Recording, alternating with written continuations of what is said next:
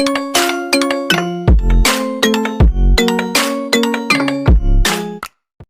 guys, and welcome to the Football Convention, a platform where fans from across the world can express their opinions and views on all things football. So, in today's episode of our review series, we'll be taking a look at the Premier League. We got some really interesting games over the weekend and some really interesting events as well. And let's not forget the horrific incident that took place in the Everton Spurs game. So, we'll be going to over all of that. So, do stick around till the end of the video. But before we do that, let me introduce myself. I'm Advait. I'll be your host for today. And joining me is Chetan, a City fan. How are you doing, Chetan? I'm fine. You mate? Yeah, I'm doing good. So, without any further ado, let's get on with the first game which we're going to discuss, and that is Bournemouth taking on Manchester United. Manchester United went away from home and surprisingly lost the game 1-0. The reason I say surprising is because just a few days ago, Manchester United were able to beat Chelsea in the Carabao Cup, and now back to the Premier League, and they went away from home and lost the game 1-0. So, what do you think about it, Chetan? I think United were always off the beat when it was away games, and especially the Premier League, they've not always been able to get victories in the away situation because I think the defense still needs a lot of room for improvement, and they've not been up to the mark against the uh, English sides, like the typical English sides. So I think after the Bournemouth goal, I think United just turned off. They didn't really try, and Solskjaer wasn't really getting in any good replacements. So I think it's fair to say Bournemouth really deserve to win this game. Okay, fair enough. I think they're really missing Pogba here because he's been Yeah, out for a few games and he's not expected until December. And they've been in really shaky form, I have to say, United in the Premier League. They're actually in the bottom half of the table, which we don't really expect from a club like United. So, anyways, moving on, let's take a look at Arsenal versus Wolves. Arsenal were really in the game. They had a 1-0 lead, and then they just gave it away by letting Wolves score, and the game ended 1-all. So I feel that Arsenal really need to improve with their defense because even if I'm not mistaken, the previous game they weren't able to win it, and now again they've drawn 1-all, and the fans really seem to be unhappy with the defense and even the manager because he made some really weird substitutions, if I may say, and that really I think cost them the win. They could have easily got the 3 points, but then they ended up just picking one. So what do you think? I think it was very Arsenal-like to bottle it, get a good lead, and then bottle it because it's not the first time we've seen Arsenal do that. It's happened a few times this season, and it's always been happening the past decade or so. So I think they need to invest a bit on their squad and get some like a leader in the team because they seem to lack a very strong figure in the team and they keep bottling leads like this. They can't do anything. Yeah, well said. So, anyways, moving on, let's talk about Aston Villa taking on Liverpool.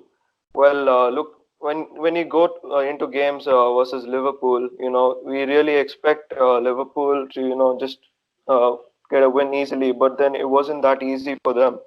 They had to really fight their way into the game, and then finally towards the end in added time, if I'm not mistaken, Mane scored the header and they won the game. So Aston Villa were actually really in the game. They had the lead, and then again they just bottled it, I would say, and Liverpool took the win, and now they sit at the top of the table. So what do you think about it, Chetan? I was really hoping they'd lose this match because with Yeah, you them being a losing City all, yeah, fan, you being a City fan would really want Liverpool to win. I can understand Liverpool to lose. yeah. Pardon me. I can understand that. So yeah, go on. What do you think? I think the last 10 minutes Aston Villa should have been more tight on the defense because they let Liverpool like create like 6-7 chances in the last 10 minutes and they're really good at uh, the last 10 minutes, the Fergie time winners. So I think a draw would have been at least fair, but the stoppage time winner was a bit too harsh on Aston Villa. Yeah, true, true. Okay, next moving on to your club, Manchester City. They took on Southampton. They managed to win the game 2-1. Again, a really interesting game because they got the winner in the 86th minute. And this I was really not expecting because Southampton, if you guys remember, lost 9-0, and it was actually in their home home turf, and they lost 9-0. And playing against City, the title holders, you'd really expect City to just ace this game, and then it would probably not even be a really interesting game if Southampton played the way they played versus Leicester. But I have to say, Southampton really upped their game when, if we compare to the game they played against Leicester, and they put up a good fight, and City really had to go into the 80 plus minute to get the winner. So, as a City fan, what do you think? I think after the thrashing from Leicester, they really picked up character. They wanted to fight. They wanted to show that they're not done yet, that the season's not done for them. So I think it's respect for them to fight their way into the game. Playing away to City is not that easy, as we know. But they showed a lot of passion and character. They defended deep. They held the ball, and then they blocked all the shots. So I think it was a good effort from them. But I'm happy that City won. Yeah, I mean, at the end of the day, 3 points it is for City. So, anyways, moving on, we have another 2-1 result, that is Watford taking on Chelsea. Chelsea striker Tammy Abraham seems to be in really good form. He scored the goal and also assisted the second goal for Pulisic. So, they seem to be playing well. They seem to be getting their form back, and 3 points away from home, and they're now, I think, fourth in the table, if I'm not mistaken. Yeah. Yeah, so they're fourth, and they seem to be in a pretty comfortable position. So, what are your thoughts on the same? I think it's very impressive from Chelsea to get into the league and be in the fourth place after 8 games, 8, 9, 9 I think.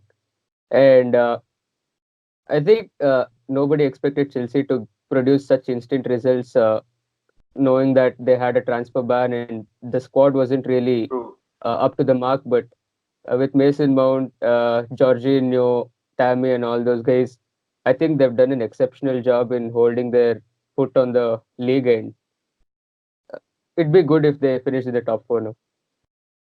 True, true. I think Jorginho had a particularly exceptional game, and even Yeah, Kovacic, Jorginho with that beautiful assist for Tammy Abraham. That was really a delight to watch. great. So now, moving on, now we have Crystal Palace taking on Leicester City. As we all know, Leicester City seem to be in red hot form. As we already discussed, they thrashed Southampton 9-0 last weekend, and now no surprises, they won the game 2-0 with Vardy scoring. And so, what do you think? I think it was an expected result, but I was expecting a goal from Crystal Palace side, knowing that they're playing home. But I think it was a straightforward game, knowing Leicester were gonna beat whatever the opposition is right now. So maybe a goal for Crystal Palace would have been any consolation. True, true. Leicester sit at third position. They seem to be really challenging for the title, and it's good to see such teams, stepping up and really challenging the teams like City and Liverpool. Okay, so moving on to the last game, and this game is probably going to be discussed for the most amount of time because, as we all know, some really horrific incidents happened, and it was really a game that will be remembered in this entire Premier League, I would say. So, of course, we are talking about Everton taking on Tottenham Hotspur. Uh, you know, First, let's get the score out of the way. So it was a draw, 1-1. Tottenham had the lead until the dying moments of the game, where a header equalized it for Everton. But obviously, the talking point here is the horrific injury to Andre Gomez. Son was sent off, which is kind of debatable because I don't see a lot of fault from Son, because given that he did slide tackle from behind, that is again reckless because he was nowhere near the ball, and but that being said, he really didn't have that much of contact, and the referee was really about to book him a yellow, and after seeing the replays and of course the crazy injury to Andre Gomes, he was sent off. And then Sergi Aurier also had a role to play in this. He tackled Andre Gomes following that slide tackle from Son. But at the end of the day, it is Andre Gomes with a fractured and in fact dislocated ankle. And we just got an update an hour ago that he had a pretty successful surgery and he's on his way to recovery. So of course we do hope that he returns to the pitch very soon. So Chetan, what do you have to say about this entire thing? Uh, First of all, the incident happened in the heat of the moment, and none of the players can be blamed for what happened on the pitch.